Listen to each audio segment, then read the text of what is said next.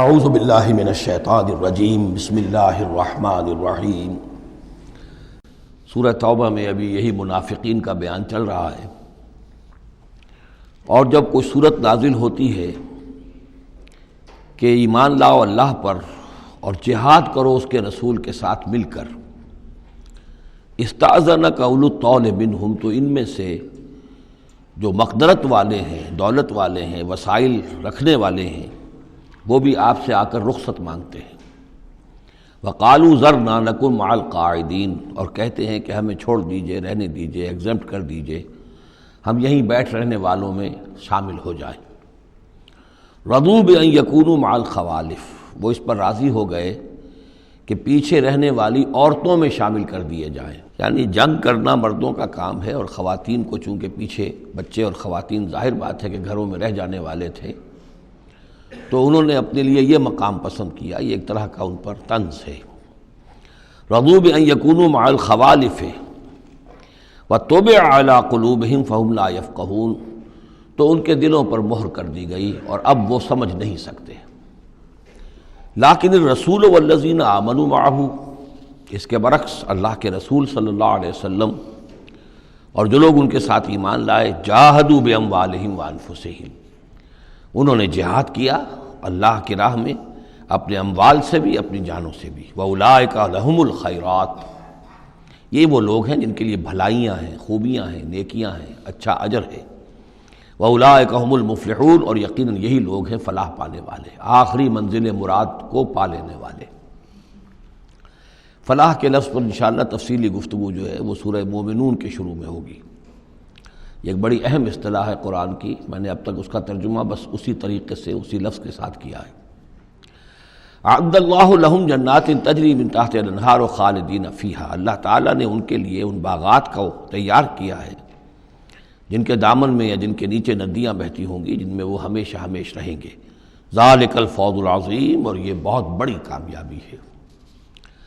وجاء المعذرون من الاعراب لیؤذن لہم، اور آئے آپ کے پاس بہانے بنانے والے بدو بھی، مدینے کے لوگوں کا تذکرہ ہو رہا تھا، اب ظاہر بات ہے یہ نفیر عام تھی، اعلان عام تھا، تو اب جو بھی آس پاس تھے، جو دیہات میں رہنے والے مسلمان تھے، ان پر بھی یہ حکم جو ہے عائد تھا، تو اب ان میں سے بھی لوگ آئے اور رخصت طلب کرنے لگے۔ جاء المعذرون من الاعراب، اعراب اعرابیون کی جمع ہے، وہ جو لوگ بادیہ نشین بدو، لیؤذن لہم، کہ انہیں بھی اجازت دے دی جائے، انہیں بھی رخصت دے دی جائے۔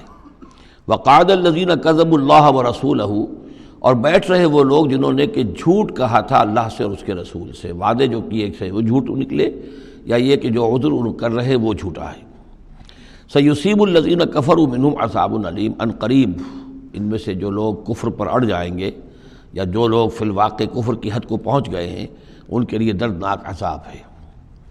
لیس علی الضعفاء، کمزوروں کا معاملہ یہ نہیں ہے، ان پر کوئی ذمہ داری نہیں ہے، کوئی ملامت نہیں ہے، ضعیف ہوں، ولا علی المرضى، نہ ہی بیماروں پر، ولا علی الذین لا یجدون ما ينفقون، نہ ہی ان پر کہ جن کے پاس کچھ خرچ کرنے کے لیے نہیں ہے۔ آخر اتنا لمبا سفر کرنا ہے، تبوک تک جانا ہے، کوئی سواری چاہیے، 4 آدمیوں پر ایک اونٹ ہو، کچھ تو ہو، کہیں تو کچھ نہ کچھ تو ان کو سہارا ملے، ان کے پاس سامان نہیں ہے، پیسہ نہیں ہے۔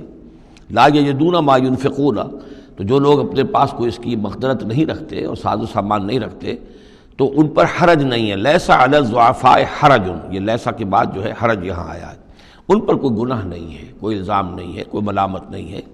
اذا نصحوا للہ ورسولہ، جب کہ وہ اللہ اور اس کے رسول کے ساتھ مخلص ہوں، دل میں اخلاص ہے، لیکن یہ کہ مجبوری فی الواقع ہے، کوئی ضعیف ہے، بہت بوڑھا ہے، کوئی بیمار ہے، کوئی بالکل یعنی بغیر کسی وسائل کے ہے۔ ما علی المحسنین من سبیل، ایسے جو محسن لوگ ہیں، جو جن کا دین جو ہے وہ یعنی درجہ احسان کو پہنچا ہوا ہو، ان کے لیے کوئی ملامت نہیں، ان کے اوپر کوئی گرفت نہیں۔ واللہ غفور الرحیم، اور اللہ غفور الرحیم ہے۔ ولا علی الذین اذا ما اتوک لتحملہم، اور نہ ہی ان پر کوئی الزام ہے یا ان پر کوئی گناہ ہے کہ جو آئے آپ کے پاس، جب آئے کہ آپ ان کے لیے سواری کا انتظام کر دیں، لتحملہم، قلتا، تو اے نبی آپ نے فرمایا، لا اجد ما احملکم علیہ، نہیں میرے پاس بھی کوئی سواری کا بندوبست نہیں ہے، میں نہیں پاتا کوئی چیز جس پر کہ آپ کو سوار کر سکوں۔ تولوا تو مجبوراً وہ لوٹ گئے، وَأَعْيُنُهُمْ تَفِيضُ مِنَ الدَّمْعِ اور ان کے آنکھوں سے آنسو جاری تھے، حزناً اس حزن کی وجہ سے، اس رنج اور غم کی وجہ سے، اللہ یجدوا ما ينفقون کہ ان کے پاس نہیں ہے جسے وہ خود خرچ کر سکیں اور اپنے لیے کسی سواری کا بندوبست کر سکیں۔ ایک طرف یہ جذبہ ہے، چاہتے ہیں، جانا چاہتے ہیں، لیکن مجبوری ہے، اس مجبوری کی بنا پر بھی اگر وہ رک رہے ہیں تو ان کو صدمہ ہے، افسوس ہے، رو رہے ہیں۔ دوسری طرف وہ ہیں جو اولو طول ہیں، ان کے پاس سب کچھ موجود ہے، وسائل و ذرائع ہیں، لیکن جانے کو تیار نہیں۔ انما السبیل علی الذین یستأذنونک وہم اغنیاء، ملامت اور الزام تو ان لوگوں پر ہے کہ جو آپ سے رخصت مانگتے ہیں جبکہ وہ غنی ہیں، مالدار ہیں۔ رضوا بأن یکونوا مع الخوالف، وہ راضی ہو گئے اس پر کہ وہ پیچھے رہنے والی خواتین ہی کے ساتھ ہو جائیں۔ وطبع اللہ علی قلوبہم، اللہ نے ان کے دلوں پر مہر کر دی، فہم لا یعلمون، اور اب وہ صحیح علم سے بے بہرہ ہو چکے ہیں۔ یعتذرون الیکم اذا رجعتم الیہم، اب یعتذرون چونکہ یہ فعل مضارع ہے تو یہ بھی ہو سکتا ہے کہ کر رہے ہیں، ترجمہ ہو کہ وہ اب بہانے بنا رہے ہیں یا عذر پیش کر رہے ہیں، اور یہ بھی کہ کریں گے۔ تو اس اعتبار سے یہ آیات یہ بھی ممکن ہے کہ اثناء سفر میں، واپسی کا جو سفر ہے تبوک سے، اس میں نازل ہوئی ہوں، اور یہاں پھر ہم مستقبل کے حوالے سے اس کا ترجمہ کریں گے، اور یہ بھی ہو سکتا ہے کہ مدینے واپس تشریف لانے کے بعد یہ آیات نازل ہوئی ہوں، تو اب حال میں اس کا ترجمہ ہوگا۔ بہانے بنائیں گے وہ لوگ کہ جن کی طرف کہ تم جاؤ گے لوٹ کر، یا بہانے بنا رہے ہیں تمہارے پاس آ کر وہ لوگ کہ جن کے پاس تم آ گئے ہو لوٹ کر، یہ دونوں ترجمے ممکن ہیں۔ قل لا تعتذروا، کہہ دیجئے یا کہہ دیجئے گا کہ اب بہانے مت بناؤ، کوئی عذر مت تراشو، کوئی لیم ایکسکیوزز پیش نہ کرو، لن نؤمن لکم، اب ہم تمہاری بات نہیں مانیں گے۔ قد نبأنا اللہ من اخبارکم، اللہ تعالیٰ نے ہمیں تمہاری خبروں سے پورے طور پر مطلع کر دیا ہے۔ پہلے تو معاملہ یہ تھا تبوک پر جانے سے قبل حضور کا معاملہ کہ وہ اپنی شرافت اور اپنی مروت کے اندر جس نے آ کر جو بات کہی تسلیم کر لی۔ اب چونکہ اس دوران میں یہ ساری آیات اتر چکی ہیں اور اللہ تعالیٰ نے جو کچھ ان کے اندر تھا چھپا ہوا وہ بھی کھول کر بیان کر دیا ہے، تو کہہ دیا گیا کہ اب آپ ڈنکے کی چوٹ کہہ دیجئے، لن نؤمن لکم، اب ہم تمہاری بات نہیں مانیں گے۔ قد نبأنا اللہ من اخبارکم، اللہ تعالیٰ نے تمہاری اخبار پر، تمہاری خبروں پر، تمہاری کیفیات پر ہمیں مطلع کر دیا ہے۔ وَسَيَرَ اللَّهُ عَمَلَكُمْ وَرَسُولُهُ، اب ان قریب مستقبل میں اللہ تعالیٰ تمہارے عمل کو دیکھے گا اور اس کا رسول بھی دیکھیں گے صلی اللہ علیہ وسلم، یعنی آئندہ اب تمہارا کیا ایٹیچیوڈ رہتا ہے۔ ثُمَّ تُرَدُّونَ إِلَىٰ عَالِمِ الْغَیْبِ وَالشَّہَادَةِ، پھر تمہیں لوٹا دیا جائے گا اس ہستی کی طرف جو کھلے اور چھپے کی جاننے والی ہے۔ فَيُنَبِّئُكُم بِمَا كُنتُمْ تَعْمَلُونَ، تو پھر وہ تمہیں جتلا دے گا جو کچھ کہ تم کرتے رہے تھے۔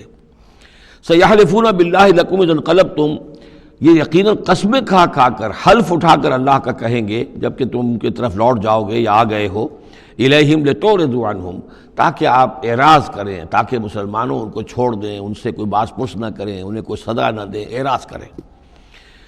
فاعرضوا عنہم، ٹھیک ہے ان سے اعراض کرو، ان سے آپ توجہ جو ہے پھیر لیجئے۔ انہم رجس، یقیناً یہ لوگ ناپاک ہیں۔ ومأواہم جہنم، اور ان کا ٹھکانہ آگ ہے۔ جزاء بما کانوا یکسبون، بدلہ اس کا جو یہ کمائی انہوں نے کی ہے۔ یحلفون لکم لترضوا عنہم، یہ جو قسمیں کھا رہے ہیں مسلمانوں تمہارے پاس آ کر، اس لیے تاکہ تمہیں راضی کر لیں، تم ان سے راضی ہو جاؤ۔ اس لیے کہ ظاہر بات ہے کہ ایک معاشرہ تھا، مدینے میں رہتے تھے، ان کے بھائی بند تھے، ان کے دوست تھے، احباب تھے، اوس اور خزرج کے اندر رشتہ داریاں تھیں، تو اب بالکل آؤٹ کاسٹ ہو جانا معاشرے میں، تو ظاہر بات ہے کہ وہ پھر کوشش کرتے تھے کہ سارے مسلمان ہم سے بدظن نہ ہو جائیں، سب لوگ جو ہیں بدگمان ہو جائیں، تو ہم تو آؤٹ کاسٹ ہو جائیں گے، گویا کہ معاشرے میں اچھوت ہو جائیں گے۔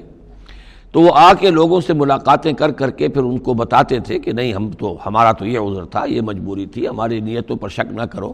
یحلفون لکم لترضوا عنہم، اے مسلمانوں یہ تمہارے سامنے قسمیں کھا کھا کر اپنے خلوص کا جو اطمینان تمہیں کرانا چاہ رہے ہیں وہ اس لیے کہ تم ان سے راضی ہو جاؤ۔ فَإِن تَرْضَوْا عَنْهُمْ فَإِنَّ اللَّهَ لَا يَرْضَىٰ عَنِ الْقَوْمِ الْفَاسِقِينَ، تو اگر تم ان سے راضی ہو بھی گئے تو اللہ تعالیٰ ان نافرمانوں سے راضی ہونے والا نہیں ہے۔ صدق اللہ العظیم۔